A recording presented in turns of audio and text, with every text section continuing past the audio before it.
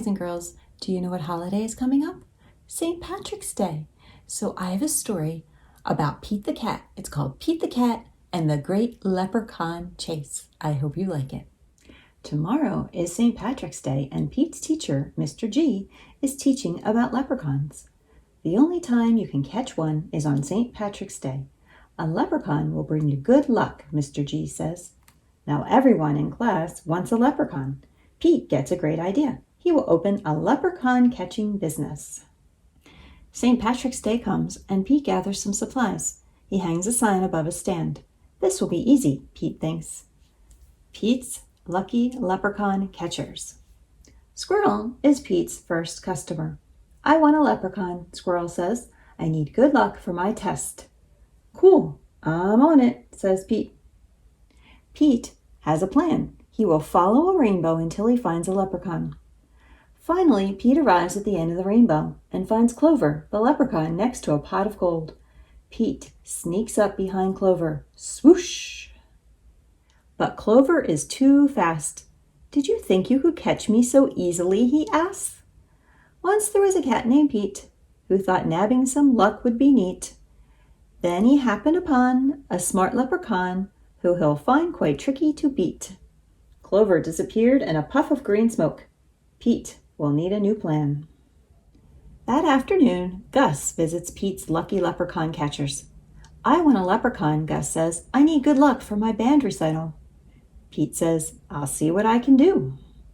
Pete plans to lure Clover out with his music.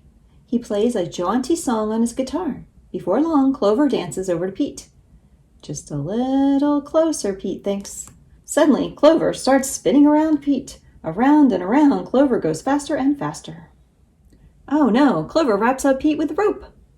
Pete has finally met his match, a crafty leprechaun he just can't catch. He'll never win. He better give in or find something else to snatch. That evening, Callie visits Pete's Lucky Leprechaun Catchers. I want a leprechaun, Callie says. I need good luck for my tennis match.